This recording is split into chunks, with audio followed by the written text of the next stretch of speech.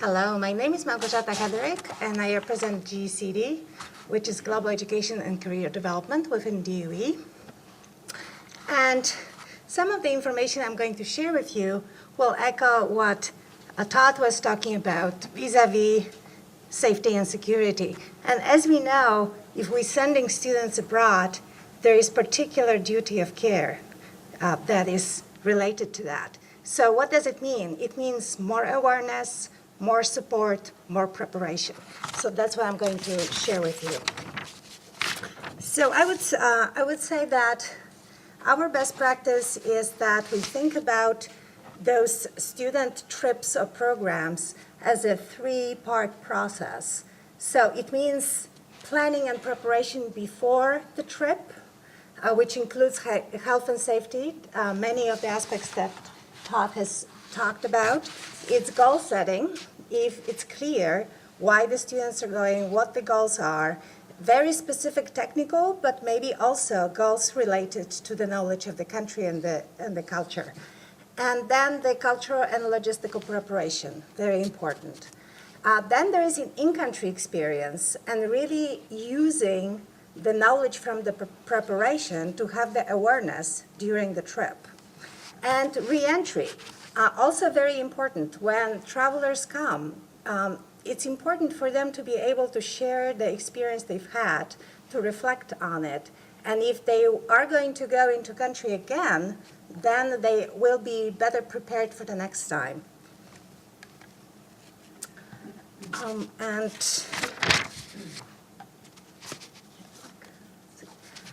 So what is involved with the planning and setting expectations is really having a clear sense who the trip leader is and what that person's responsibilities are, and having that discussion.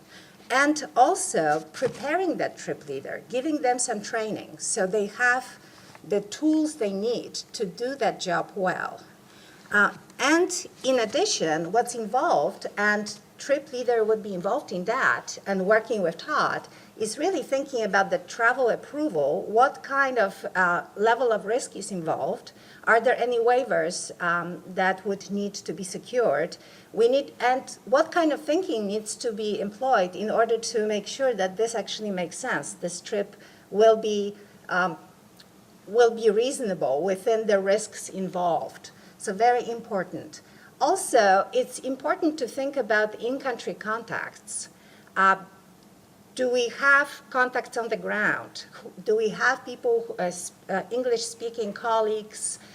Do we have information about English-speaking doctors? Obviously, there is ISOS, which is great for that. They have a great network of doctors, hospitals that they are aware of. However, sometimes it's really important to act in the moment and know your resources around you. So that's very important as well. And it's very important to have a sense how the group is going to communicate, especially in the case of emergency. So thinking about these protocols, thinking about alternatives. And Todd was mentioning the WhatsApp, and sometimes, if one mode doesn't work, do we have an alternative that will work? So that goes also to the clear communication protocol, how the group is going to communicate with one another within the group, but also what kind of communication will be there with MIT, with some of you, so you don't need to worry that you have no information coming in, but there might be some emergency in country. So that's very important. And then in terms of students themselves, empowering students, really signaling to them what they need to do to take ownership of that preparation, so then they could be comfortable and well prepared and really take advantage of this opportunity. So some very, nuts and bolts logistical things, even simple things like confirming that your passport has enough validity, that you will actually not have a problem when you're trying to get into country.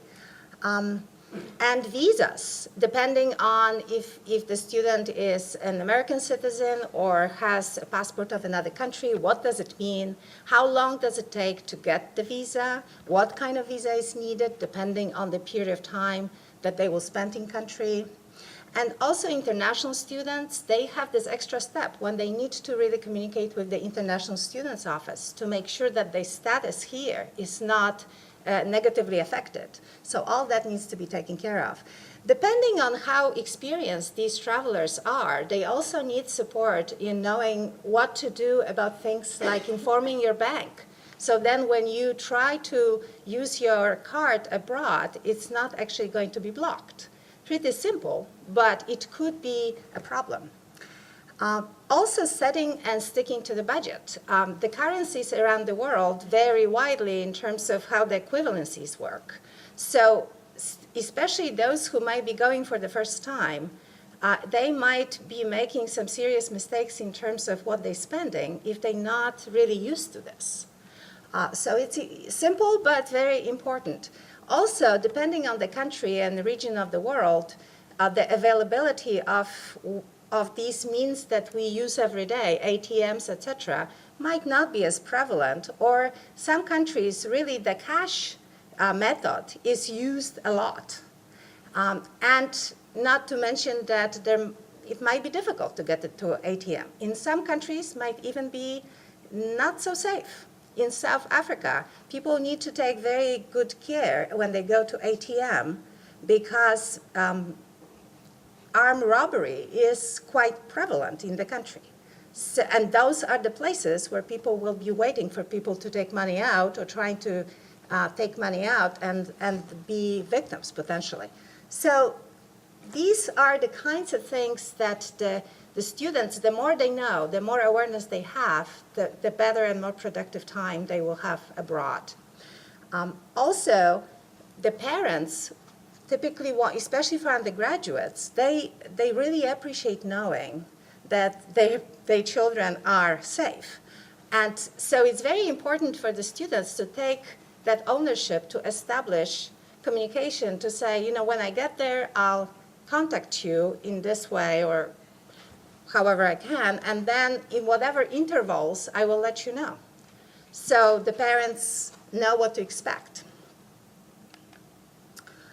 Todd talked and shared a lot of very useful information about this. And in addition, there are some things like travel clinic that we encourage students to look into, especially for some regions of the world. This is very, very important with vaccinations, particular medication for prophylaxis, such as for malaria, some awareness in terms of what other kinds of medications you might want to take just in case, especially in regions that some viral infections or bacterial infections resulting in very bad stomach problems might be prevalent. So these kinds of things. Also, it's important to share with the students before they go that certain medications in certain countries are considered illegal substances. So if somebody is on medication routinely, they need to be aware, is this something I can take into the country, or do I need to have an alternative plan here? And typically, if students, I imagine that if the students or trip leader would contact ISOS, they could help. Also, embassies can sometimes help with this question, but it's important also to know. And Todd mentioned the insurance that we now have for students. I just wanted to let you know this brochure is here, and this is an excellent option for students as well, so the international travel insurance for MIT students. And as Todd mentioned, it's very important to just have awareness of these risk factors, both for health as well as safety for students, and for students to take it seriously, because it's sometimes we, Misty colleagues and we in GCD have these pre-departure orientations routinely with students, and we just want to really make sure that this information sinks in, that the students really take it on board. And also, very important aspect is actually, and a little tricky, how do you actually get this information? But Todd can help with that. Being familiar with the local laws and norms. And sometimes this is actually extremely serious. In some countries of the world, for example, there are actually horrendous anti-gay laws that could result in death penalty or imprisonment for something like 17 years. So there are some aspects of local laws which are extremely important to be familiar with and to avoid things. And others are just, well, important for safety. So for example, Todd mentioned certain road safety, and what's related to that is that in particular countries, the driving could be particularly chaotic or aggressive, and just crossing the street is, you need to really strategize to be safe. So related to that, the risk acknowledgement form, on our programs, we ask every single student who goes to sign. And this is really, in large part, to help students be aware, to really take a moment and to think about this. This is very important. There are so many aspects to that.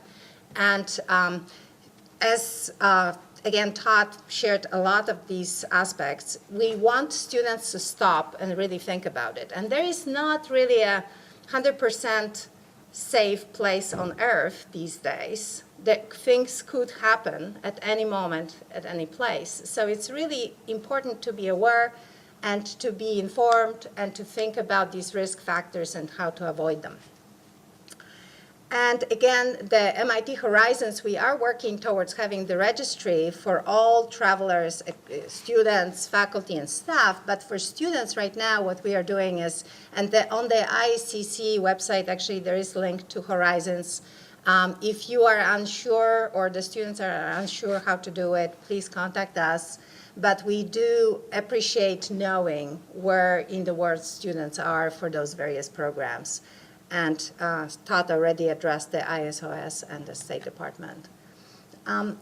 Cultural preparation is also very important. I mentioned some of the norms, but more generally, it will be a better experience and more productive experience for students, as well as trip leaders, obviously, if they have more knowledge of the culture. Just even nuanced things such as how to participate or conduct a meeting abroad. You know, what silence during the meeting means, how to address people. In some cultures which are very rank-oriented, it's just even the order, who speaks first and next,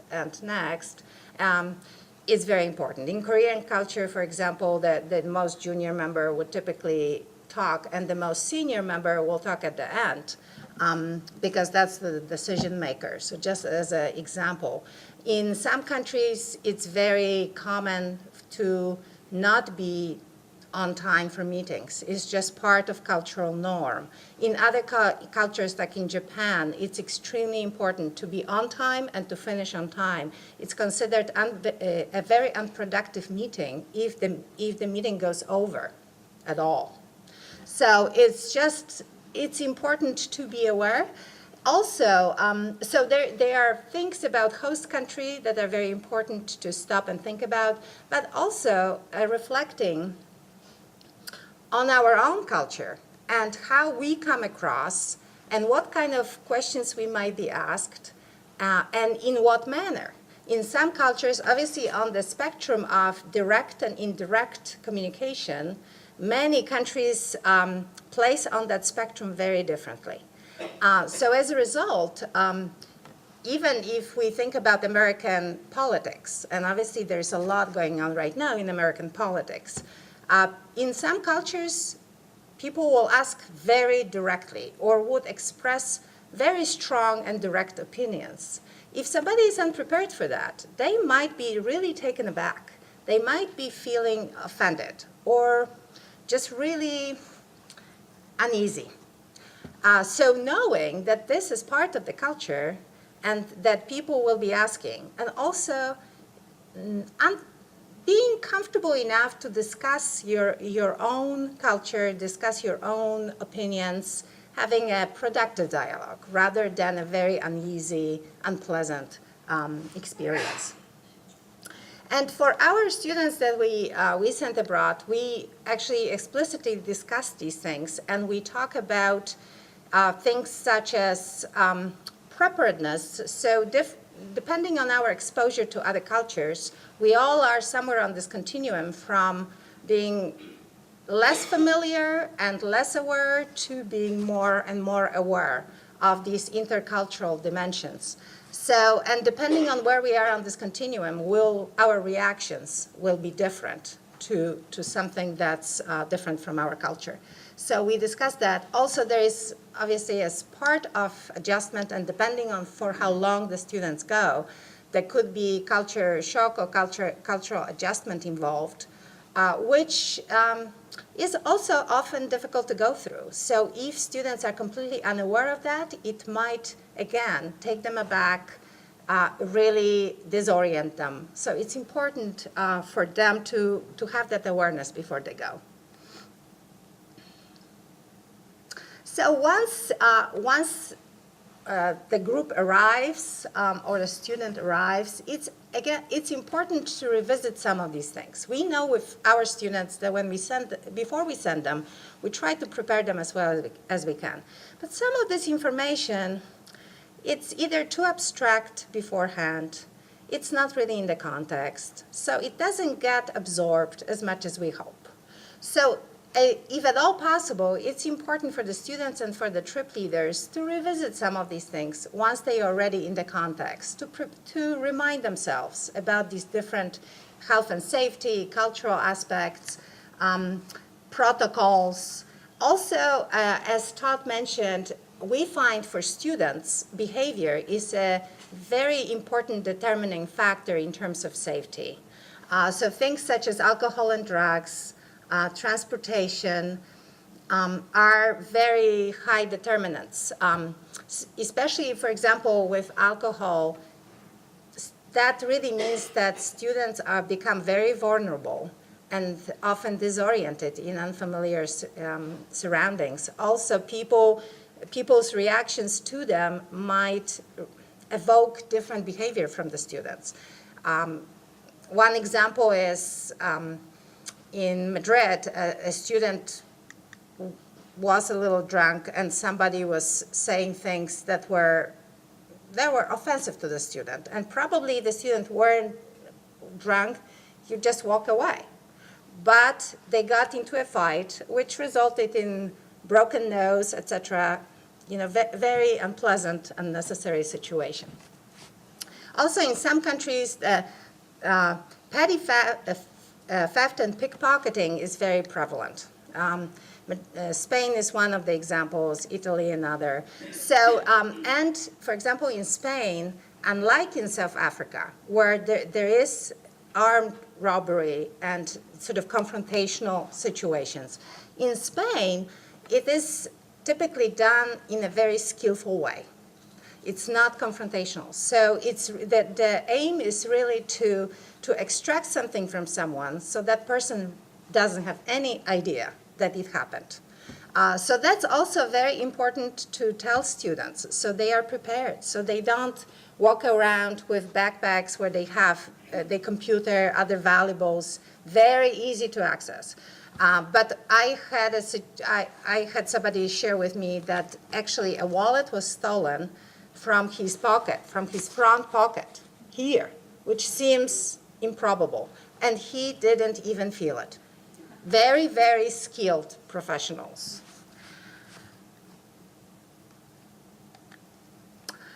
So this was in country, and then going back to that third element, I talked about preparation, in-country experience, and then reflection. Important to reflect on the trip, important to evaluate, and potentially improve if the trip is going or a program is going on again. So that's probably something that it's difficult to do because we are all very busy and we tend to jump from one thing to the other, but we find with our students that it's extremely valuable. It also provides students with an avenue to be able to actually talk about the experience, which often, people get bored hearing it. So having that avenue and be able to reflect is important. Thank you. Thank you, Malgorzata.